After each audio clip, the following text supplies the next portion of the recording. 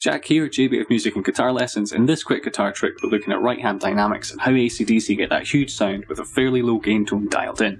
I'm using it for those about to rock as a case study because it's got all the elements I need to convey the general principles. I'm going to play the chorus riff with a weak right hand attack and then with a much more confident one. Use your ears to decide which one sounds like it's more vibrant or has more energy.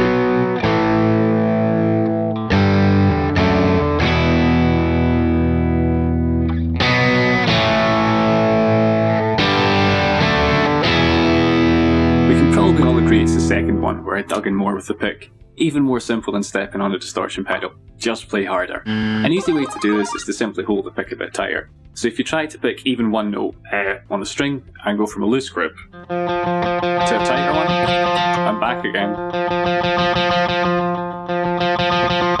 you hear the shift in tone. Now, I was a very light touch player for many years and I wasn't really too convinced on the whole, thrash it out approach. What really changed my mind was when I started doing more recording. I noticed hitting harder with less gain helped create a more energetic sound. Now, live playing's a different beast because everything is loud, you don't notice as much, but if there's not that wall of sound as a kind of comfort blanket, a lackluster guitar part can sound really weak and quite damp, and this is what the AC/DC boys did. Less gain, playing harder, and either double tracking, both players playing the same riff with their own guitars, amp setup and unique style, or having one part be slightly different to help fill up the audio spectrum a bit more. The chord voicings often avoid using the major third, or the minor third for that matter, and sometimes they'll put in the root to lead the progression downwards. They also include bright open string sound, which you can see in all the tabs I'm using here. How tight or untight Malcolm and Angus were. I say untight because the slight differences in their timing is part of getting that big sound, rather than the same player attempting to copy and paste their guitar part twice. To me, the tiny differences in their playing and timing actually make it sound bigger and greater. That's not to say just play hard 24/7. If we look at the intro part to that song, digging in would just ruin the dynamic build-up. I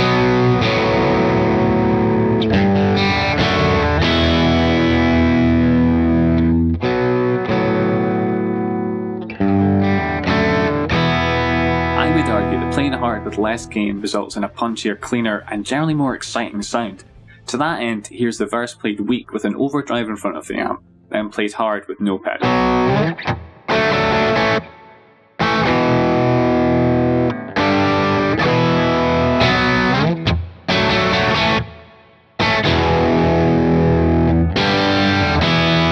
Okay, so what about if I record a second guitar part on top of that? Once with more gain applied and played soft, and then with less gain but played hard.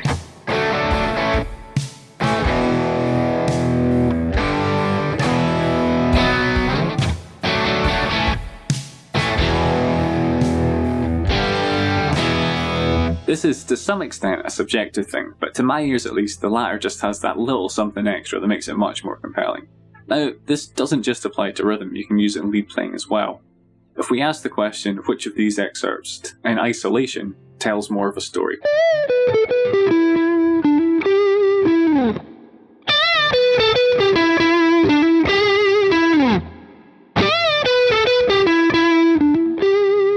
To me, it's a bit of a toss-up between the second and the third, with the third probably winning due to the mix of dynamics. You can also apply this to different genres as well and flip it around. For example, if your funk sounds a bit harsh and more like indie, something like this. Try loosening your pick grip. I'd recommend to keep this concept in the back of your mind and see where else you can apply it. So, to recap, for a big AC/DC sound, less gain, within reason, you need to have some gain on there, otherwise it'll be too clean. More pick attack. Thicker strings will bend and detune less. If you hit a string too hard, you can throw it out of tune, so just watch out for that. Thicker strings will also tend to give a more brilliant sound in terms of the high end or the treble. Double track the guitar parts. Ideally, different parts, different guitars, different amps, different players. Using dynamics to make the hard playing pop even more. Open strings and avoid using the third or put it in the root if you want to go down. And of course, the most important thing, the double. Cool, so as always, I really hope this video has been useful for you guys and it's been both speedy and informative. You picked up a new trick or ideas, perhaps some new concepts to work on and adapt into your own craft. If that has been the case and you've taken away some new information, found it informative, want to show support for the channel, give it a wee pop in the algorithm, please do consider to share, like, comment and subscribe if you feel so inclined. Cheers guys.